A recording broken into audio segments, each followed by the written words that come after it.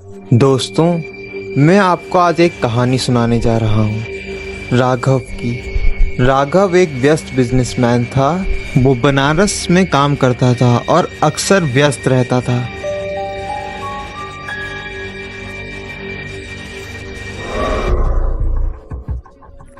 एक बार उसकी बीवी ने उससे कहा, राघव, हमारी शादी को 1 साल होने आया है, क्यों ना तुम मुझे कहीं घुमाने ले चलो।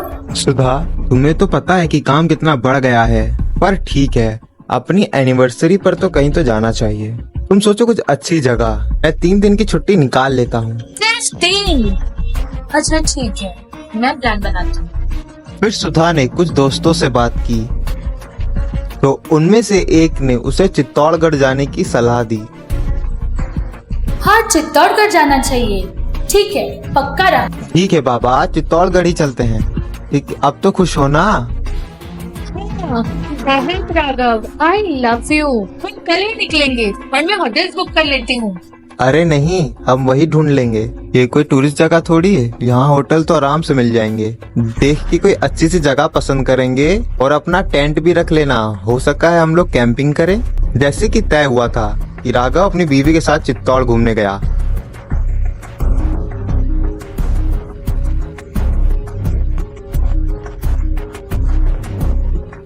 वो लोग वहाँ एक होटल में ठहरे और शहर में घूमने के लिए चले गए। फिर उन्होंने एक ऑटो को बुक किया और उस ऑटो में ही बैठकर चले गए। अरे राघव, वहाँ देखो, कितना पुराना किला है और कितना आलीशान है। मुझे यही देखना है। मीम साहब, ये राजा कुंभा पैलेस है। बहुत विशाल है। एक समय में बहुत आलीशान हुआ करता था। महाराज कुंभा का पुराना महल। अरे वाह, ये तो देखना ही पड़ेगा। भैया, कुंभार के यहाँ पे ले चलो। साहब, यहाँ आ तो गए हैं, पर ज्यादा देर रुकेंगे नहीं। यहाँ शाम को रुकना ठीक नहीं होता। कुछ भी मत कहो, हम ये सब नहीं मानते। एक काम करो, ये पैसा तुम रख लो, हम लोग को टाइम लगेगा, हम दूसरी रिक्शा कर लेंगे। आपको मेरी बात पे विश्वास नहीं हो रहा है शायद, पर मैं सच बता रहा हूँ। हाँ भैया, ठीक है, कोई दिक्कत नहीं, हम लोग जल्दी ही लौट जाएंगे, पर तुम जा सकते हो। राघव, ये जगह बहुत खूबसूरत है, महल बहुत विशाल है। क्या हम यहाँ कैंपिंग कर सकते हैं? बिल्कुल, मेरे मन की बात पढ़ ली तुमने, इसीलिए तो मैंने रिक्शे वाले को भगा दिया। आज हम इस महल में ही टेंट लगाएंगे। यहाँ सुनसान भी है और कोई खतरा भी नहीं लगता। सुधा, तुम कुछ खाने की तैयारी करो, मैं जरा टहल के आता हूँ। राघव के जाने के बाद सुधा मैगी बना रही थी और फिर तभी उसे एक बच्चे के रोने की आवाज आई। यह सुनकर सुधा बहुत डर गई और अकेले वहां उससे इंतजार भी नहीं हो रहा था। वो बाहर गई उस आवाज की तरफ और फिर कहीं से उसको एक परछाई दिखने लगी।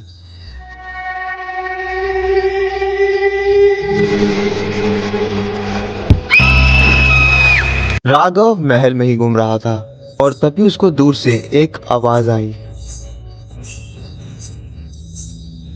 अरे, ये आवाज कैसी? मुझे लगता है वहां कोई है, मुझे देखना चाहिए। राघव महल में घूमने लगा, पर उसे कोई भी दिखाई नहीं दिया। महल बहुत बड़ा था, भूल भुलैया जैसा।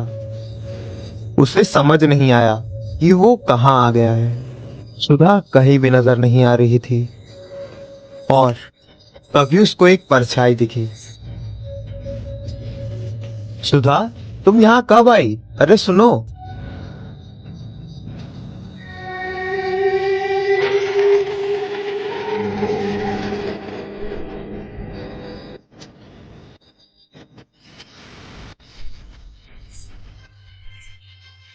सुधा, सुधा, कहाँ हो तुम? हे भगवान, ये हम कहाँ आ गए? ये महल तो श्रापित है।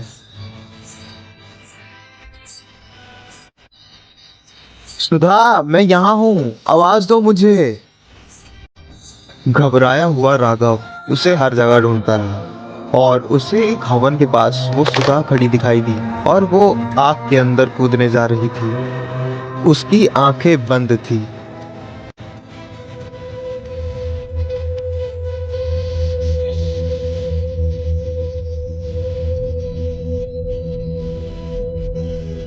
मैं नहीं जानता कुछ सुधा, बस मैं इतना जानता हूँ कि हम यहाँ अब नहीं रुक सकते।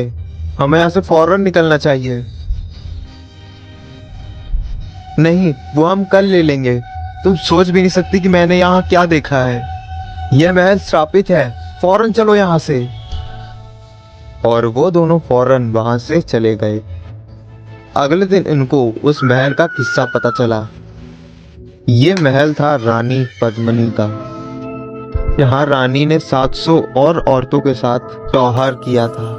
तब से उस महल में रात को कोई नहीं जाता है।